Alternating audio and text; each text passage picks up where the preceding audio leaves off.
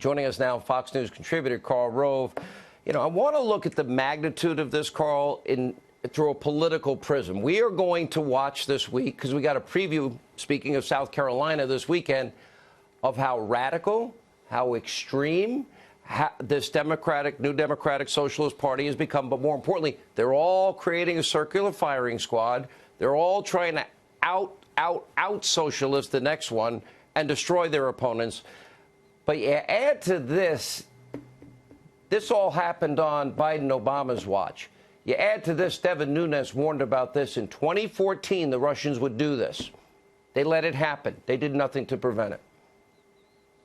Well, that's not exactly right, because we have the President Obama saying that he was going to speak sharply to Vladimir Putin. I'm sure that when Putin left that meeting with President Obama, shaking in his boots and asking himself why he'd ever even thought about trying to interfere in the U.S. elections. I'm obviously being a little sarcastic here. The President Obama now says that the reason, and his defenders now say that the reason that he did not issue a more public denunciation of the Russian efforts was they didn't want to draw attention to it. But look, you're right. This happened on their watch. I hope, and every indication is that the government is going to take firm steps to keep any foreign government or foreign actors from participating similarly in the 2020 presidential elections. And I'm sure every American thinks that's wise. Karl, you're a pretty smart guy. You've been around politics, so a round or two, maybe longer, like me. And you know, you see the Democrats so excited to have Mueller, and I'm thinking, I know Jim Jordan and Mark Meadows, and I've read their closed-door questioning of many people involved in this, and it's been fairly, to be honest, brutal. And they have exposed a lot. I don't believe in the things we talked about. How does he justify hiring Hillary's attorney? Only Democrats.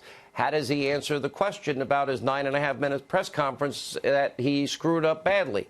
How does he mention the question they had time for FARA, taxi medallions, loan applications, and taxes, a broad mandate that didn't include a dirty Russian dossier paid for by the other candidate? Well, that's one way of looking at it. Can I look at it from a different way? Sure. Since the Mueller report came out, two things have happened.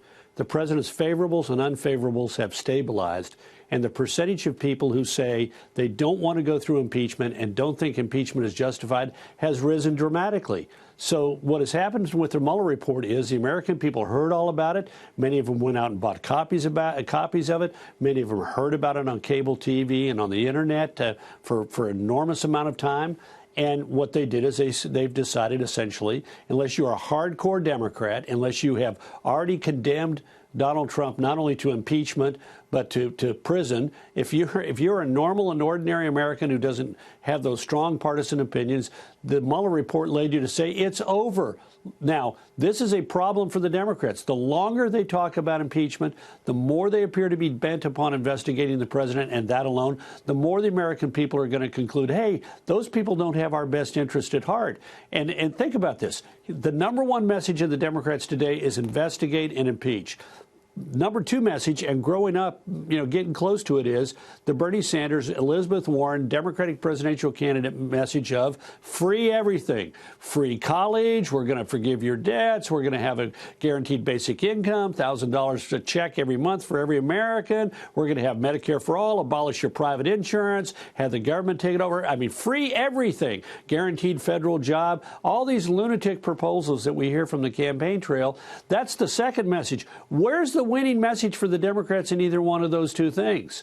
So Mueller's appearance before the Senate, before the House, excuse me, I think sure Republicans are going to ask him some tough questions, and they deserve answers on those. Oh, I can't but wait. I think the general impression is going to be, this is over. Why are we keep talking about it? And by the way, he said all he's going to do is repeat that. So except Absolutely. Now he'll have to do it accurately and not have the Attorney General bail him out in a joint statement later. Karl Rove, good to see you. Thank you for being with us.